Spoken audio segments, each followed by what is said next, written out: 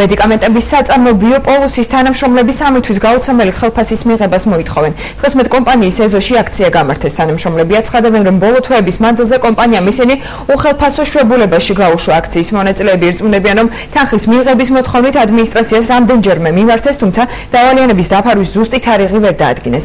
ბიოპოლუსის დირექტორი ჩვენთან საუბრისას ადასტურებს, რომ საწარმოს ფინანსური კრიზისი აქვს, რის გამოც წარმოების დიდი ნაწილი შეჩერებულია. კომპანიის დირექტორი განმარტავს, ამჟამად ინვესტორების მოძიებაზე მუშაობს, თუმცა არც საწარმოს დახურვას გამორიცხავს. გიორგი მელიქაძე დავალიანების დაფარვის ზუსტ ვადას ვერ აკონკრეტებს.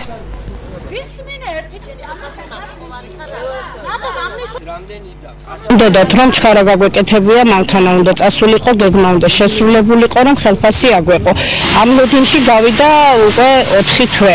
4 თვე 3 თვე არის ძირითადი ხელფასი, რომელიც არ არის დარიცხული და მე-4 არის შვებულება. ხელფასზე მანქანა წავად ჩამოგვირიცხავენ, გადმოგვირიცხავთ, აუცილებლად დაგირიცხავთ. ამ ლოდინში გავიდა უკვე ფაქტიურად 4 თვე, რომ ველოდებით ჩვენს კუთვნილ ხელფასებს.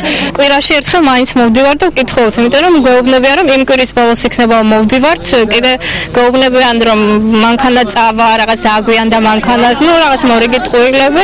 მე წავიდა მანქანა, ჩავიდა, მე მოვედით ისე გვითხრეს, რომ ახლა გადმორიცხვას აგვიანებენ, რახან მიწოდება დავაგვიანეთო, კიდე დავიცადეთ 1 კვირა, მე კიდე მოვედით და რა ვიცი, ხო ტყუილები ყოველ შეიძლება მანქანის ადამიანმა და დასასრული არ აქვს ამ ტყუილებს. ვართ გაჩერებული, არ მუშაობთ, მაგრამ აი ესე რა გამოდიახებით შეკოთების მიხედვით მაქსიმალურად ვცდილობთ რომ რაღაცნაირად გამოვიძვრეთ ამ სიტუაციიდან. სიტუაცია მართლა კრიზისულია და გამოსავალს ვეძებთ ინვესტორებთან, გვაქვს მოლაპარაკებები, შეიძლება გაიყიდოს, შეიძლება ნაწილობრივ გაიყიდოს და შესაბამისად დამხმარებასაც მივხედავთ ალბათ.